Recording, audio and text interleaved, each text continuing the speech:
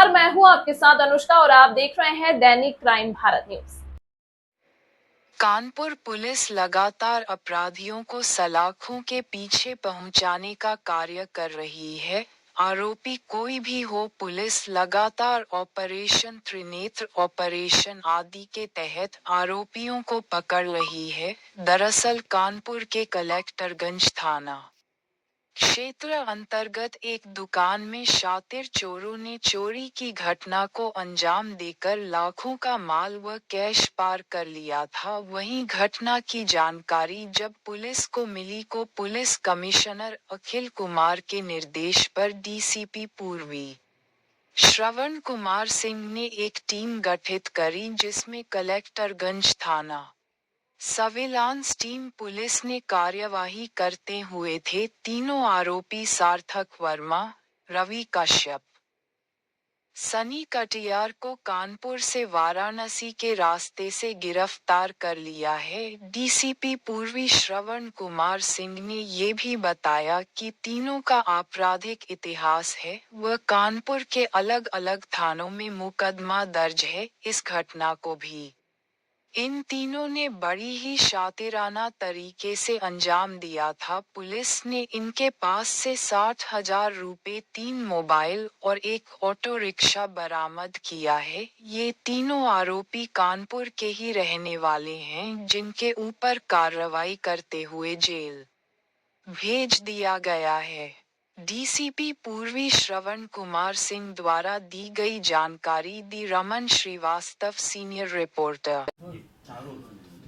देखिए, कलेक्टरगंज में दुकान में चोरी का वाकया हुआ था और गंभीर मामला था और उसको सीपी सर ने हम लोग को निर्देशित किया कि चूँकि व्यापारी से जुड़ा हुआ मामला है, इसमें पूरी टीम लगाइए।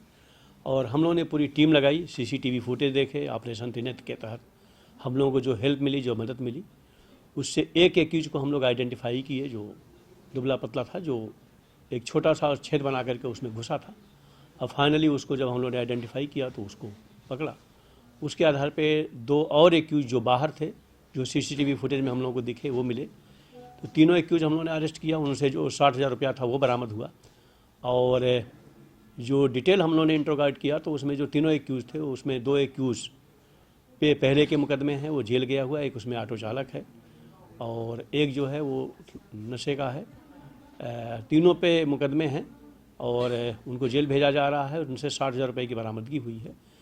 हम लोगों ने व्यापारी जो थे, जिनके साथ घटना हुई थी, उनको भी सामने रख करके उनसे डिटेल हमने कहा बातचीत करने के लिए।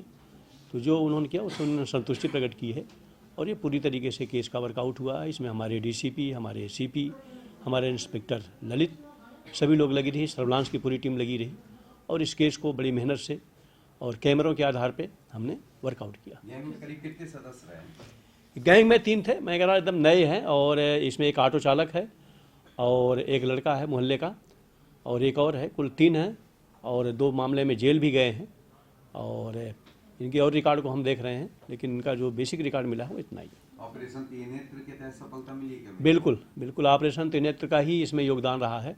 और जैसा कि आप जानते हैं कि आज के ज़माने में मोबाइल अब धीरे धीरे कम हो रहा है, लेकिन कैमरे से आदमी नहीं बच पाता है। और कैमरे के आधार पे आइडेंटिफाई हुआ, जहाँ से घुसे थे वो आइडेंटिफाई हुआ। हम लोगों ने तमाम विजुअल्स को देखे, वो विजुअल्स हम लोगों के पास हैं और विजुअल्स के आधार पे उनके मोमेंट को हम लोगों ने आइडेंटिफाई किया।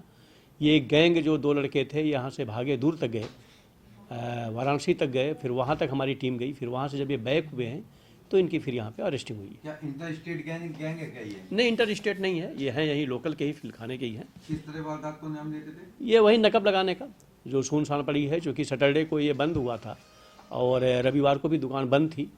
तो इन्होंने सैटरडे की नाइट में उसमें हाउस ब्रेकिंग की थी, शॉप ब्रेकिंग, और उसमें फिर इन्होंने किया था। सेंधमारी कुल मिला के? सेंधमारी है मिला के। चूँकि ये घटना व्यापारी से जुड़ी हुई थी, चैलेंजिंग थी और एक पुलिस के लिए भी चैलेंज था, क्योंकि बहुत बड़ा व्यापार है। कलेक्टरगंज, घंटागंज का आप जानते ही हैं, वहाँ पर इस तरीके की घटना को अंजाम देना पुलिस के लिए भी एक बहुत बड़ी चैलेंज था। हम लोगों को लगा कोई बाहरी गैंग है, लेकिन फाइनली गैंग ट्रेस हुआ। लोकल लड़के थे जो क्रिमिनल हैं, उनको हम लोगों ने पकड़ करके जेल भेज रहे हैं। तमाम महत्वपूर्ण खबरों के लिए देखते रहिए दैनिक क्राइम भारत।